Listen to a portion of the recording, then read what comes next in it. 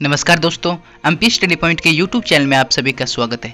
दोस्तों, इस समय नेपाल के लिए टोक्यो ओलंपिक 2020 से एक बड़ी अपडेट निकल के आ रही है।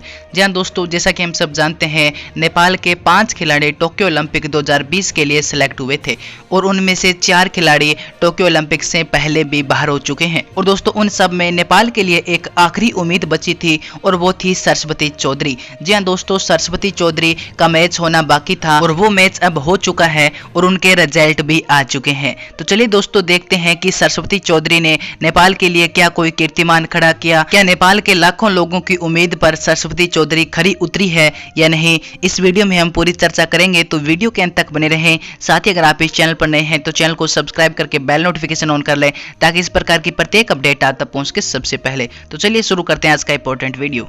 तो दोस्तों, जैसा कि हम सब जानते हैं, नेपाल को अपने 5 खिलाड़ियों पर पूरी उम्मीद थी और नेपाल के लाखों फैंस का भी यही मानना था कि इस बार टोक्यो ओलंपिक के जरिए नेपाल के लिए कोई न कोई गोल्ड मेडल जरूर जीत के लाएगा। लेकिन दोस्तों, जैसा कि हम सब जानते हैं, नेपाल के 4 खिलाड़ी टोक्यो ओलंपिक से पहले ही बाहर हो चुके थे और एक आखिरी उम्मीद बची थी नेपाल के लिए, वो थी सरस्वती चौधरी।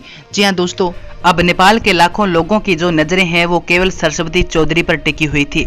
लेकिन दोस्तों, मैं आपको बता दूं कि टोक्यो ओलंपिक में नेपाल की जो आखिरी उम्मीद थी सरस्वती चौधरी, वो उम्मीद भी टूट चुकी है। जी हाँ दोस्तों, नेपाल की सरस्वती चौधरी टोक्यो ओलंपिक में क्वालिफाई नहीं कर पाई और वो टोक्यो ओलंपिक से बाहर हो चुकी है। अब नेपाल के 5 खिलाड़ी टोक्यो ओलंपिक से बाहर हो चुके हैं और नेपाल की झोली में इस बार एक भी गोल्ड मेडल नहीं आया।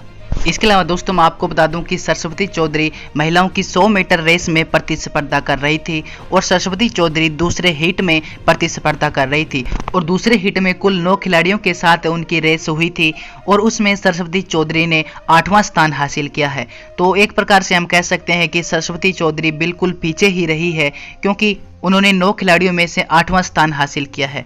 तो इस प्रकार दोस्तों, हम कह सकते हैं कि नेपाल की जो आखिरी उम्मीद थी, जो आखिरी विश्वास बचा हुआ था, वो भी टोक्यो ओलंपिक में अब टूट चुका है और नेपाल के 5 खिलाड़ी अब टोक्यो ओलंपिक से बाहर हो चुके हैं। तो दोस्तों, नेपाल के लिए एक बैड न्यूज है। नेपाल के 5 खिलाड़ियों में से एक खिलाड़ी भी फाइनल तक नहीं पहुंच सका और नेपाल के लिए गोल्ड मेडल नहीं ला सका। हालांकि दोस्तों, नेपाल के लिए कुछ अच्छी अपडेट भी है और वो ये है कि नेपाल के 5 खिलाड़ियों में से 3 खिलाड़ियों ने टोक्यो ओलंपिक के जरिए खुद का राष्ट्रीय रिकॉर्ड बना दिया है।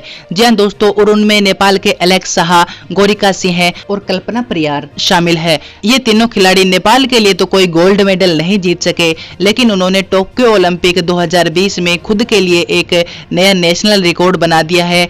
उनका जो पिछला रिकॉर्ड था उनमें काफी सुधार किया है और सुधार करते हुए उन्होंने खुद के लिए एक नया नेशनल रिकॉर्ड बना दिया है। तो ये नेपाल के लिए अच्छी अपडेट है। तो दोस्तों, आज की वीडियो में इतना ही। मिलते हैं अगली वीडियो में एक नई अपडेट के साथ।